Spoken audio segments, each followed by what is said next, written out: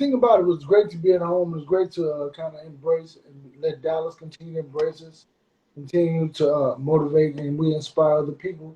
But I think it's great for our economy, excuse me, because so many people come to town.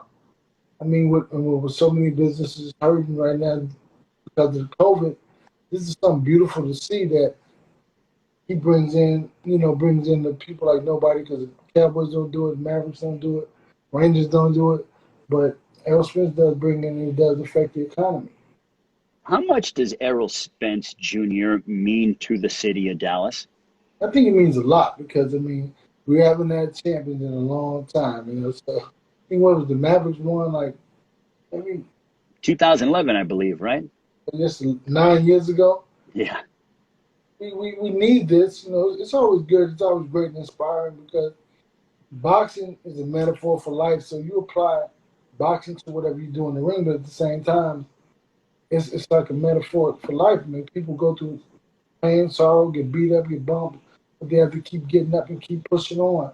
That's what boxing is to me, and that's what I see it. And I think that people may feel the same way, so that they can identify with what Earl just endured with being in an accident or coming back from something and fighting back on something. I think that's beautiful because all peoples of all walks of life can be inspired by that. I'm always curious to know from trainers, when do you know how to focus? Because you have less than a minute in between rounds. Like literally, by the time they sit on the stool, it's about 57, 56 seconds. How do you know when to focus on the actual X's and O's? And how do you know when to be a motivator and when to help out the mental side of the fighter? Well, I think that I do all of that in training camp because I think that once when you're in the corner that minute, sometimes it's not long enough and it's quick enough just to adjust to something in particular, but nothing so bold and big that it makes such a profound effect. But I think that for me, I do most of the stuff in training camp to where the fight is just okay. Remember we did this. Remember we did that. So we worked on so many different scenarios and so many different situations that we can just pull to that at that particular time at that particular moment. So it's like for the minute, it's like if you put it like this, if you have to tell a guy to do something in a fight that you didn't prepare to do in the gym, you're in trouble. So for me, it's all about scenarios and situations that I do my best to present to try to get him to put himself into in training camp to where if it presents itself in the fight, we're ready and prepared for it. Are you the kind of trainer that likes to watch a lot of tape on opponents? Because I hear from fighters all the time, they go, you don't really know what the other guy's going to do because stylistically, you might be a little bit different with me compared to anybody else. I mean, I don't really watch a lot of video. I mean, I can't say that I do. I watch some. I watch enough to try to pick up some tendencies and some things that they do. But it's kind of hard for me to watch it, so I really don't watch a lot of it. But I do my best to watch as much as I should. And I'm going home to watch some tonight, matter of fact, tonight and tomorrow, and all the way up until the fight time. Now, if everything goes according to plan on December 5, Derrick, who do you guys want next for Errol Spence Jr.? I don't know, man. I think that because it's like I'm not the guy to do that. I'm the guy who's gets him prepared for whoever he wants to fight. So for me, I'm not the guy yelling. We want this guy. We want that guy. Because I want whoever he wants. Whoever he wants to fight, that's what I want him to fight against. I mean, I don't think that. For me, I don't think that that's my place to even do that. Say I want to fight this guy, that guy. If they choose him and they say this is the guy, I'm gonna get him ready for that particular guy. Historically, you're a student of the game, as am I. Historically, if these guys keep winning, and you know where I'm going with this, Errol Spence, Terrence Crawford, do they need each other for their legacies or no? Well, you know what? I think that Earl doesn't necessarily need him, but I think he needs Earl because he needs. But at the same time, let me say this. That this is what I heard. That I heard Bob Arum say that he's tired of promoting Terrence Crawford. So I'm not going to promote him on this either. So we're not going to talk about it. Okay, all right. This is promoting somebody that the promoter doesn't want to promote. Yeah, no, I just wanted to bring him up to you in the sense that, like, listen, man, I want Earl to fight who he wants to fight. So if that's who he wants to fight, I'm cool with that. I mean, I think it will be great because put it like this: Earl is building a heck of a legacy.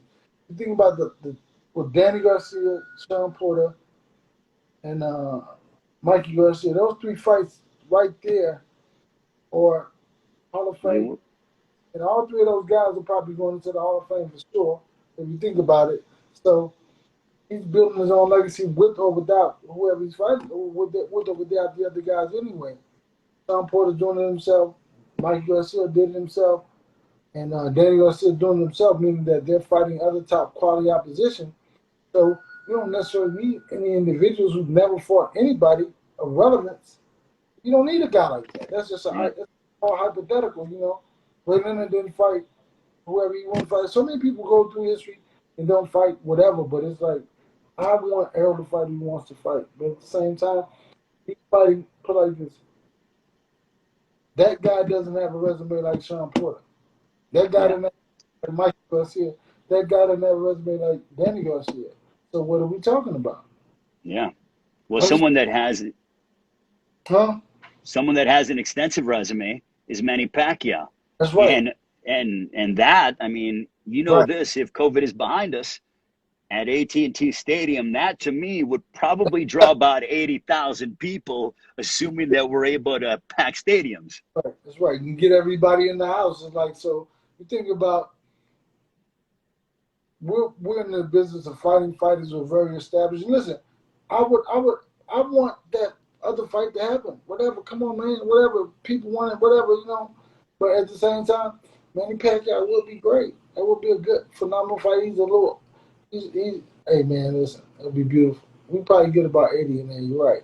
I mean, hey, I'm thinking 80. I mean, I'd like to see even more. I mean, why not? I mean, two southpaws going up against each other, the 8 division world champion, undefeated champion from Dallas. I mean, man, can you imagine that, Derek? I'm sure you guys would be pumped up for that one. I listen. What I'm gonna do is, it's a great idea. I'm not going to think so far into it because Yeah. think about that. Like, man, that's amazing. I mean, that's like you can't get any bigger. You can't get. I mean, I don't think you can get any bigger than that. I mean, like, you can't get any bigger than Manny Pacquiao, Earl Spence, Dallas, Texas. You know, that's amazing. Well, before we can even talk about that piece of business, Derek, we have to look at December 5. In a Right, perfect world, right. how does next week play out against Danny Garcia on PBC Fox Sports pay-per-view? Man, I don't know, man. I'm just gonna say that it plays out as Earl Spence being, defending his titles and being a unified, to be a unified champ of the world. And we close out the year with a great year. I mean, because even with Danny Garcia losing, it's still a great situation for him. It's his first pay per view fight, and he fights he never fought in front of a crowd this big. It's a lot of pluses for everybody. So I think that it's beautiful, man. But it plays out, I believe, as Errol Spence winning the fight.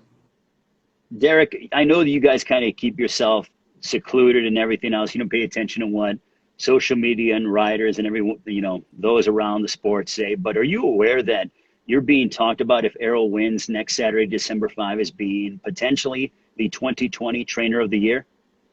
Well, I have heard something like what I heard that. I mean, because just because it may look like that doesn't mean it is that. Because last year, you got a unified champion, you got to regain the title, was made a time world champ. That wasn't enough. So I don't know what could be enough. Who knows? I'm just saying. Because think about that. Yeah, the unified champ, and look who he fought, Mikey and Sean, Hmm. right? Then Jamel gets his title, but he had two knockouts back to back. He gets the title back. Now he's a two-time welterweight champ. What's bigger than that? But at the same time, when the WBC came out with their trainers of the year, who did they leave off the list? Off Yeah. the list. So so think about it. You have two WBC champs, and they just became WBC champs again, so it's fresh in their mind. Hmm. They didn't even think about it. So I just look at it like you can't get happy about that. My goal is to make sure my guys win, and if I win that, that's cool. But they'll find somebody. They'll pull. to say they don't want to give it to me. So it's okay. Are you guys going to be able to enjoy Thanksgiving tomorrow, Derrick? I know you're winding down camp. Are you guys going to be in the gym continuing to work and stuff like that? Are you guys going to be able to enjoy a little turkey during the holiday? We're gonna enjoy it. I mean, I'm gonna enjoy my family day. You know, it's like it's just it's called for me. It's called it's a family day. So so we're gonna hang out with my family. We're gonna and we're gonna get to work in also. I mean, the boxing won't see that aspect of it. We'll get to do our work.